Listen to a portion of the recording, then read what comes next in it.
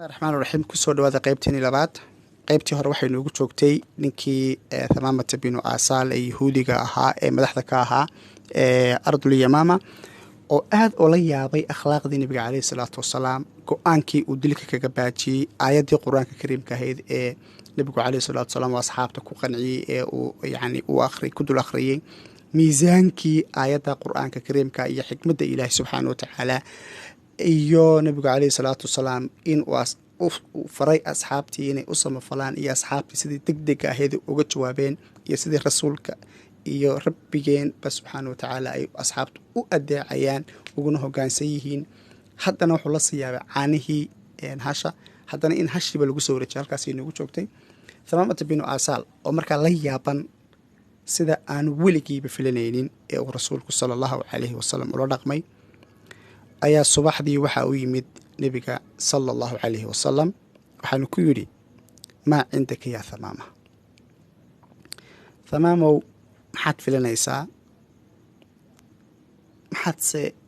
go'aan qaadatay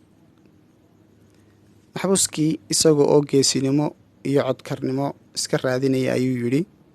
dhageysa Maxamedow isagoo uga jeeda nabiga kaleey salaatu wasalaam saddex arrimood markaa sheegay koow wuxuu yiri haddaad idilaysaan idila oo idila argoosi muslimiintii aan idinka dilay laba haddaad isii daynayso isii daabu ku yiri waanan ku mahad celinayaa saddex haddaad maal iga doonayso oo aad hanti iga baahan tahayna madax furashaa sheegabu ku yiri waa lagu siinayaa wax kasta aad sheegato nabigu sallallahu alayhi wasallam badan oo jibaaxay mar rabin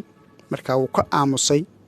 kuma qancin markaa nabiga kaleey salaatu wasalaam hadaladiisaas uu ka aamusay nabiga kaleey salaatu wasalaam waxba ma dhihin waanu ka tagay ilaa maalintii labaad la gaaray maalintii labaad ayaa nabiga kaleey salaatu wasalaam isla su'aashii uu weydiiyay ma cindaka ya Thamaama isna saddexdii uu ku celiyo wuxuu yiri koow haddaad idilaysaan idila oo idinko idilaya argoosi muslimiinta idinka laayay laba haddii aad isii daynaysaan isii daaya waanan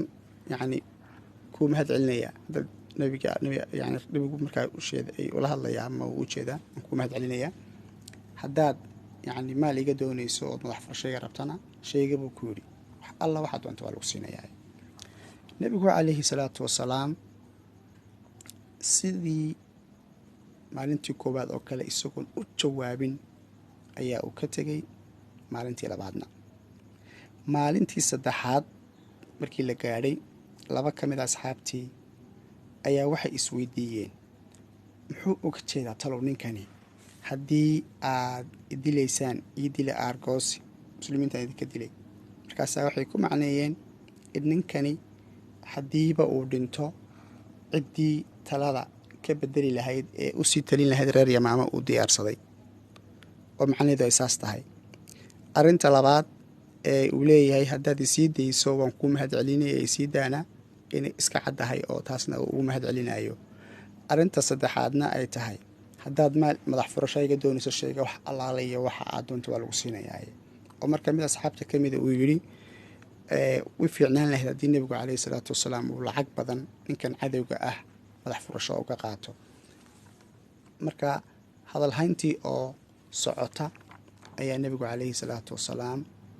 oo masaajidkii soo galay kadibna waxay soo qaabileen oo soo dhaqaaqeen xaggii nabiga kaleey salaatu wasalaam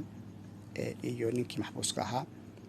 nabigu kaleey salaatu wasalaam markii uu soo gaadhay Thamaamata binu Asaal wuxuu ku yiri ma cindaka ya Thamaama Thamaama maxaad filaysaa ama aad ku aansatay marka nabiga kaleey salaatu wasalaam wuxuu rajeynayay bal inuu muslimo dhaqanka wanaagsan ee waxaan markuu arko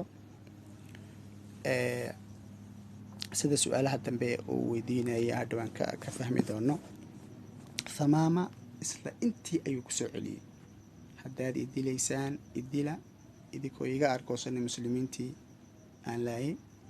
haddii aad isii daynayso isii daa waanan ku mahad celin haddii aad maal iyo madax furashayga rabtana sheego inta alla inta doonto waa lagu siinayaa nabigu kaleey salaatu wasalaam uu ka aamusay waxoogaa uu ka aamusay kadibna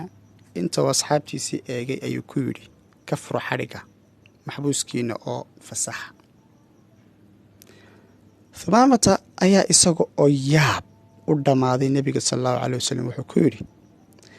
ma maxbuuskaygan ayaad sidaa ku sii daynaysaa adigoon maal ka qaadan ama aan shardi igu xidhin ama aan heshiis ama ballan iga qaadin? nebiga sala allahu caleyh wasalam ayaa ku yidhi, nacam yaa Thumaama, haabuu ku yidhi, allah subxaanahu watacaala ayaana faray in aanu wax cafinno, xataa buu ku yidhi nebigu alai sala slam cadowgayga ha noqotee ilaahay wuxuuna faray inaan wax cafinno, sida awgeed baan kugu cafinno oo kugu sii deynayna. Thumaama ayaa inta faras la siiyey si xor ah uga baxay magaaladii Madiina, isaga oo rumaysan lah sida loola dhaqmay iyo sida loo cafiyey, isagoo dhinacyadiisa iyo hareerihiisa eegaya bal inay cidi soo daba socotana wuxuu ogaaday in cid daba socota iyo ciddan kale midtoona aysan jirin, oo sida loo soo fasaxay oo muslimiintu ballantoodu ay sugan tahay. wuu socday ilaa uu gaadhay ceel ku yaala duleedka magaalada Madiina, halkaas oo uu istaagay, ka cabbay, naftiisiina uu ku nadiifiyey biyihii ceelka. maxaa xiga markaas insha allah waxaad la socon doontaa qaybta saddexaad, waxaad ka helaysaa isla playlistiga. asalaamu calaykum waraxmatullaahi wabarakaatu.